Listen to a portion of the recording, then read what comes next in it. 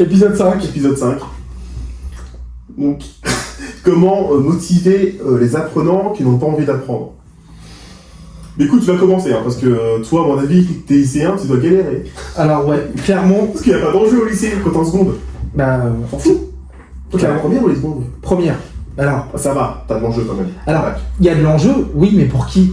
Il y a de l'enjeu pour le prof de français, il y a de l'enjeu pour le prof de maths, parce qu'il y a les épreuves, il y a les épreuves de bac en première. Ouais. Mais pour les autres, économie droit, ça va se passer en terminale, et ainsi de suite.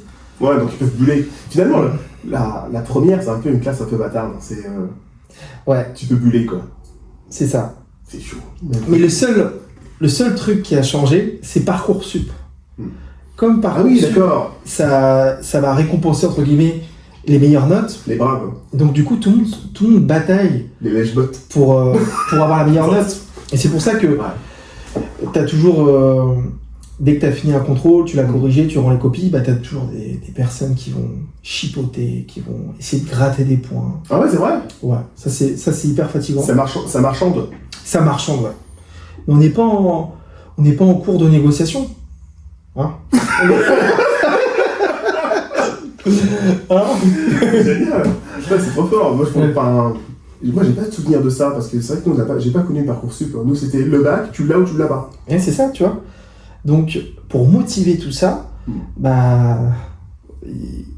il faut batailler quand même. Du coup, t'as touché des enveloppes ou pas?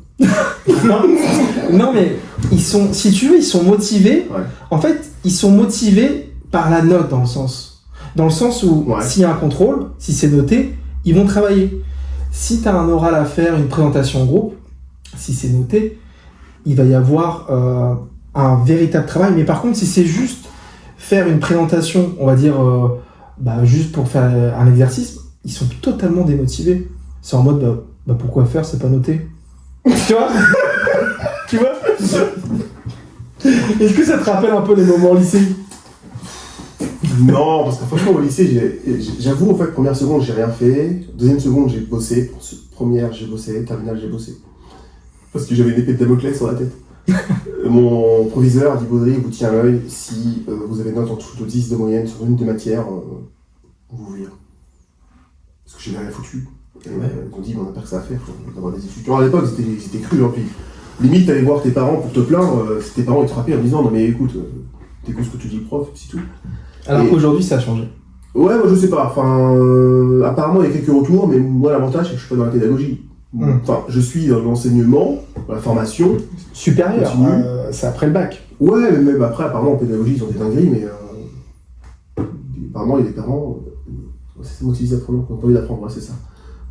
J'ai des parents qui viennent. T'as vu, tu te moquais de moi, mais là, t'as décroché aussi sur ce épisode-là. Mais non, parce qu'au niveau des avocats, ils viennent avec leurs avocats. Une fois. Non mais l'avocat, le légume? Mais non. Non, ils viennent avec leur avocat en disant je veux être représenté par un avocat parce que je conteste la note. Mais ça va trop loin. Ça va trop loin. Et c'est les parents qui motivent. Ouais, mais ça c'est pas normal. Après, je ne sais pas quelles ont été les circonstances qui ont motivé l'étudiant à prendre un avocat pour ce genre de problématique. Mais moi, ce que je retiens, c'est qu'il y a une crise en fait dans l'enseignement en fait entre les parents et le corps pédagogique. Finalement, on ne croit plus son propre fils. C'est ça, c'est un peu le prof il a tort, le problème c'est le prof, mais il n'y a pas une réflexion en se disant. Ouais, mais tu sais, j'ai fait le même cours. À un moment, mon fils il se plaignait, tout ça, et je commençais à prendre la partie de mon fils. Et après, je me suis dit attends. Montre-moi ton bulletin. Ok. T'as rien foutu là. Oui, mais le prof. Non. Je veux que ça change, hein. T'écoutes ce que tu dis le prof et puis tu bosses. Heureusement, parce que. Et imagine, parce que là, on est école primaire, au collège, au lycée. Il va tourner le cerveau. En fait, il faut faire très attention. Les enfants, en fait, ont cette faculté de. Et puis il y a toujours deux versions, quand je regarde bien. De pinailler. Mais t'as toujours deux versions. Ouais. La version du prof, la version de l'élève. C'est ça. Mais du coup, comment tu fais toi, pour motiver tes apprenants qui ont envie d'apprendre? Moi déjà, j'essaye de m'adapter à eux. Ouais. Donc, leur passion. Bon, tu vas me dire, tout le monde n'a pas la même passion, mais de m'adapter à un collectif en fait. Ouais, d'accord. Donc, c'est parler à la nouvelle génération, c'est donner des exemples concrets. Ouais. C'est ça en fait. Tu parles de ton vécu ou pas? Alors ça dépend le thème, mais alors franchement, ils adorent tout ce qui est anecdote. D'accord. Donc, par exemple, c'est vrai, j'ai arrêté de faire ça. Non mais c'est un cours de management et que j'ai un exemple de ce que j'ai pu faire en entreprise, mais franchement ils adorent. Ouais, parce que ça leur permet de se projeter. C'est ça. Et de se dire, ah ok, ça se passe comme ça. Parce que apparemment, en première terminale, apparemment, c'est vrai, il y en a plein en fait qui n'ont jamais été au contact de cadre. Tu sais, moi je suis pas fils de cadre, et du coup je n'ai jamais été contact de cadre. Et c'est vrai que quand j'ai découvert le milieu de la banque et cette hiérarchie, au sens du terme, je te cache pas que j'ai découvert un autre monde. Et je pense que beaucoup d'étudiants sont dans cette situation. Et c'est vrai que si tu démontres, tu expliques un peu ton travail, et je pense que ça peut les intéresser, et même susciter des vocations. Oui, et ils sont curieux. Ouais, c'est vrai. Tout ce qui touche le perso, et puis même tout ce qui est professionnel, avant d'être prof, par exemple, ils sont hyper curieux. Mais une curiosité vraiment dans le bon sens du terme, vraiment. Donc il faut profiter. Du terme, ça dépend. Rappelle-toi, l'étudiant qui a réussi sur un logiciel, ça vaut ta bite.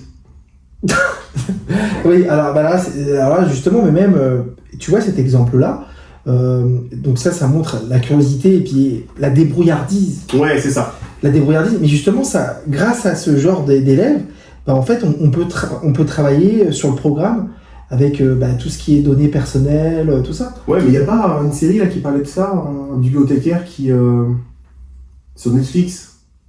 C'était un mec bibliothécaire qui tombait amoureux de... Ah, You, c'était ça, oui. Ton étudiant fait penser à lui. Mais tu vois, mais oui, mais il y a un vrai problème. Et c'est là aussi que ça sensibilise, en fait, sur toutes nos données personnelles, les réseaux sociaux, tout ça. Et en fait, aujourd'hui, il faut protéger sa vie perso. Et puis, il y a aussi des choses qu'on ne peut pas contrôler parce que y a des données qui ont fuité. Ouais, donc, c'est comme ça qu'on peut connaître l'adresse, etc. Okay. Bon, après, ça sera... le sujet d'un autre épisode un peu plus tard, je pense. Ouais, carrément. Ok, donc finalement, le mot de la fin, comment motiver les apprenants qui n'ont pas envie d'apprendre? Faut que tu racontes ta vie, quoi.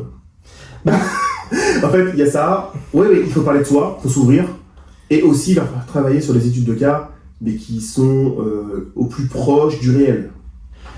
C'est ça, exactement. Et c'est aussi le storytelling, en fait. Ouais, c'est vrai. Ou plutôt la storytelling. Moi, tu sais, parfois, justement, une fois, je me rappelle, c'est des étudiants avec qui j'ai un très bon feeling avec tous, mais parfois, je me pose devant eux, je dis, bon, écoutez, je vais vous raconter une histoire. En mode Père Castor. Père Castor.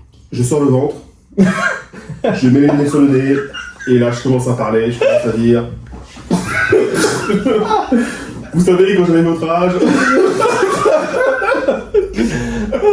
J'adore, bon, on arrête là.